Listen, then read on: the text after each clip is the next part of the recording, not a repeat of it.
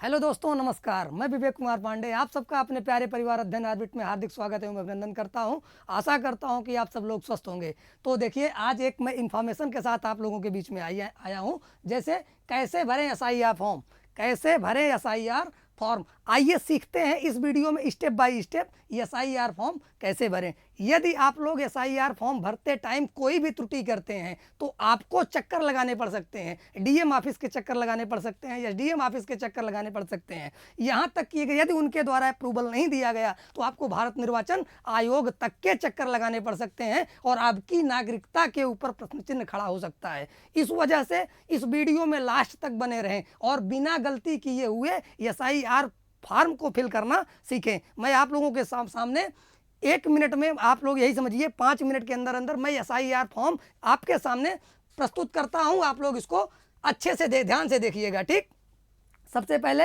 जन्म तिथि का कॉलम दिया गया है। ठीक है, डीओबी का कॉलम, ये भारत निर्वाचन आयोग का गणना पत्र है जो आप लोगों के यहाँ आपके बीएलओ के द्वारा पहुंचाया गया होगा। ठीक है, आपके यहाँ पहुंचाया गया होगा और शासन ने इसकी लास्ट तिथि, ठीक है, एसआईआर फॉर्म की लास्ट तिथि निर्धारित कर रखी है 4/12/2025। ठीक है, 4/12/2025 को एसआईआर फॉर्म फिल करने की लास्ट डेट है। तो इस वजह से 4 तारीख के पहले पहले आप लोग अपना एसआईआर फॉर्म फिल करके अपने बीएलओ के हाथ पहुंचा दीजिए। ठीक है, तो सबसे पहले आइए चलते हैं फॉर्म फिल करने की दिशा में। जन्म तिथि, पहले आपको जन्म तिथि डालना है। ठीक है, जो आपकी जन्म तिथि हो, जो भी आपकी जन्म तिथि हो, मान लो आपकी जन्म तिथि 10/12/2000 है। ठीक है, 10/12/2000 है, तो आप अपनी जन्म तिथि डाल दीजिए। दूसरे में आपको, दूसरे कॉलम में जो आपको दिख रहा है आधार संख्या, इसमें आपको अपना आधार संख्या डालना है। क्या फिल करना है भैया? आधार संख्या फिल करना है। उसके बाद तीसरे वाले में आपको अपना मोबाइल नंबर डालना है। ठीक है, तीसरे कॉलम में आपको अपना मोबाइल नंबर डालना है और चौथे वाले कॉलम में आपके पिताजी का नाम डालना है। जो आपके अभिभावक या गार्जियन का नाम हो उसको फिल करना है। जैसे मेरे पिताजी का नाम रमाशंकर पांडे है, तो इसमें मैं क्या डालूंगा? रमाशंकर पांडे। ठीक है, रमाशंकर पांडे।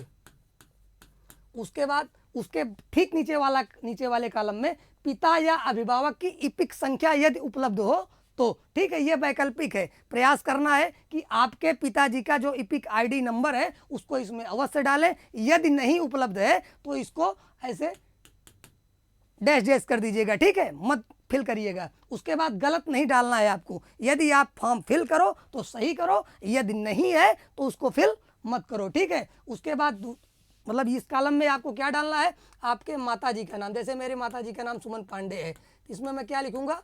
सुमन पांडे। ठीक है, इसके बाद माताजी की इपिक आईडी यदि उपलब्ध हो तो। ठीक है, इपिक आईडी जैसे ऐसे इपिक आईडी 8-10 अंकों की होती है। जैसे मैं आपको एक नमूना प्रस्तुत कर रहा हूं आपके सामने। जैसे UP/47 UP/47/119 0045 जो भी हो। ठीक है, यही है। ठीक, ऐसे होता है जो जिसका जो इपिक आईडी नंबर हो उसके सामने फिल करना है। यदि नहीं है तो उसको डैश कर देना है, उसमें फिल नहीं करना है। उसके बाद यदि आपकी शादी हो गई है तो अपने पति या पत्नी का नाम इसमें अवश्य डालें। नहीं है, शादी नहीं हुई है तो कोई बात नहीं। ठीक, और शादी हुई तो उसकी इपिक आईडी जारी होगी। यदि इपिक आईडी नहीं है तो डैश डैश कर दीजिए। ठीक है, उसके बाद इसमें ध्यान देना है, इतना करने में किसी बच्चे को या किसी भी लोग को कोई समस्या नहीं आती। ठीक है, लेकिन इसमें आपको ध्यान देना है, ये वाला कॉलम आपको तभी फिल करना है जब इस व्यक्ति का नाम 2003 की एसआईआर की सूची में हो। ठीक है, 2003 की एसआईआर सूची में यदि नाम है तो हमको दाएं वाला कॉलम फिल करना है। यदि सूची में नाम नहीं है तो हमको बायां वाला कॉलम फिल करना है। इसमें क्या करना है? पिछले एसआईआर की मतदाता सूची का विवरण, जैसे निर्वाचक का नाम जो भी हो। जैसे मेरा नाम विवेक है तो मैं अपना नाम विवेक डाल देता हूं। ठीक है, इसमें निर्वाचक का नाम विवेक। इपिक आईडी संख्या यदि उपलब्ध है तो इपिक आईडी संख्या डालेंगे, नहीं उपलब्ध है तो कोई बात नहीं। ठीक, संबंधी का नाम आपके संबंधी का नाम डालना है। ठीक है, संबंधी का नाम मतलब आपके पिताजी का नाम इसमें डालना है और आपका संबंध जैसे मैंने पिताजी का अपना नाम डाल दिया। ठीक है, अपने पिताजी का नाम मैंने इसमें डाल दिया। इसके बाद हमारा संबंध क्या है? पिता। ठीक है, ये हमारे संबंधी कौन से हैं, रमाशंकर जी हमारे क्या हैं, पिता है। तो इसमें हम अपने पिता का संबंध डालेंगे। आपका जो जनपद लगता हो, जैसे हमारा क्या लगता है, प्रतापगढ़, जिसका जो गृह जिला हो, आपको अपने डिस्ट्रिक्ट का नाम उसमें डालना है। राज्य का नाम आपका यूपी, ठीक है, राज्य का नाम आपका यूपी। विधानसभा निर्वाचन क्षेत्र का नाम, ध्यान रहे उस समय 2003 में आपके विधानसभा निर्वाचन क्षेत्र का क्या नाम था, उसको ही डालना है, ठीक है। वर्तमान निर्वाचन क्षेत्र का नाम नहीं डालना है।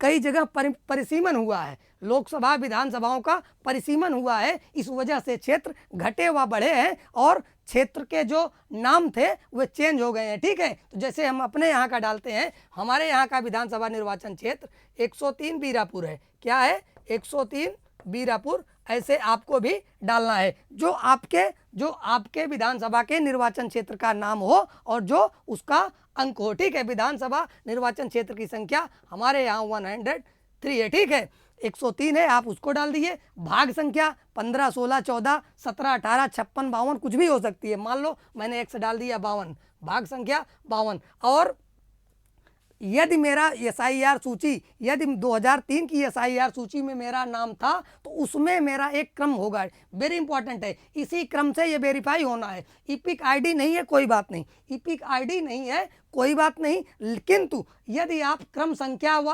विधानसभा क्षेत्र की संख्या गलत डालते हैं, भाग संख्या गलत डालते हैं, तो आपका फॉर्म रिजेक्ट हो जाएगा। ये चीज़ें आपको कोई नहीं बताएगा, जो मैं बता रहा हूँ, ध्यान दीजिएगा। यदि इसमें से आपकी इपिक संख्या नहीं उपलब्ध है कोई बात नहीं, किंतु 2003 की सूची में जो आपकी भाग संख्या है और जो आपकी क्रम संख्या है उसको अवश्य डालिए। जैसे मान लो क्रम संख्या 100 है, ठीक है, इसमें आप 100 डाल दिए। सूची में आपका जो क्रम होगा बाएं साइड लिखा रहता है, उसको आपको डालना है, ठीक है। उसके बाद ये कॉलम जो है, पिछले कॉलम में दिए गए संबंधी का विवरण पिछले SIR सूची के अनुसार, जिस व्यक्ति का नाम 2003 की SIR सूची में नहीं है, ध्यान रहे, जिस व्यक्ति का नाम 2003 की SIR सूची में नहीं है उसका नाम इस कॉलम में भरा जाएगा, ठीक है, उसका नाम इस कॉलम में भरा जाएगा। जिसका नाम SIR सूची 2003 में है उसका कॉलम यही वाला भरा जाएगा, ठीक है। कौन सा, दाएं वाला कॉलम भरा जाएगा, ठीक है।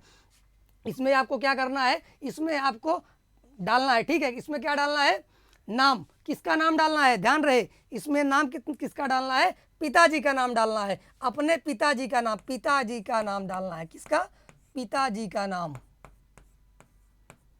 इसमें आपके पिताजी का नाम डालना है, पिताजी की इपिक आईडी संख्या यदि उपलब्ध हो तो उसको डालना है, ठीक है। अब पिताजी का नाम डालना है, पिताजी का नाम डालना है, ठीक है। पिताजी के पिता, इसमें आप समझिए दादा का नाम, ठीक है, किसका नाम डालना है, दादा का नाम डालना है,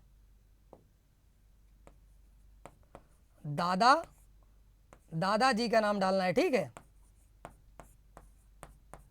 दादाजी का नाम डालना है। और संबंध इसमें डालना है, ठीक है। संबंध क्या होगा, तो संबंध इसमें क्या होगा वो डालना है। संबंध इसमें भी पिता ही रहेगा, ठीक है। संबंध आप डाल देंगे, उसमें आप संबंध का नाम डाल देंगे। और जिला आपका जो हो वो डालना है, ठीक है।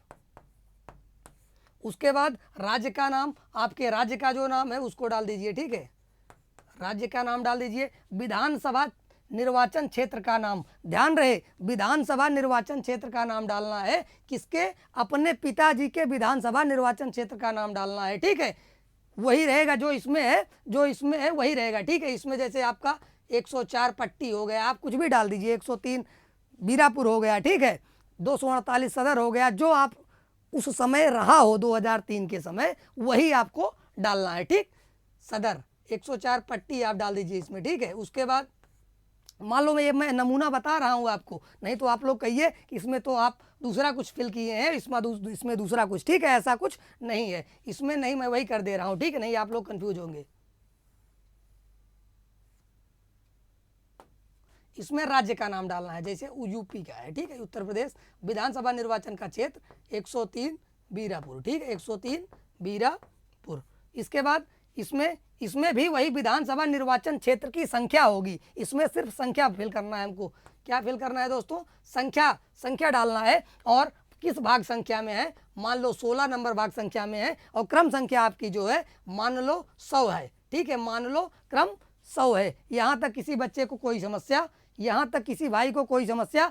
फॉर्म फिल ऐसे ही किया जाएगा। मैं आपसे निवेदन करता हूँ फॉर्म फिल करते हुए गलती ना करें, और यदि कुछ चीज़ें उपलब्ध आपके पास नहीं है तो आप जाके बीएलओ के पास संपर्क करें, वह सही फॉर्म फिल करके तय समय सीमा के भीतर, अर्थात ये जो 4 तारीख दिख रही है आपको 4/12/2025, 4/12/2025 के भीतर आप अपना फॉर्म बीएलओ के पास जमा करने की अति कृपा करें, जिससे आपका एसआईआर फॉर्म सकुशल भरा जा सके, समय रहते भरा जा सके और आपके नागरिकता व आप अफसरों के दफ्तर के चक्कर लगाने से बच सकें।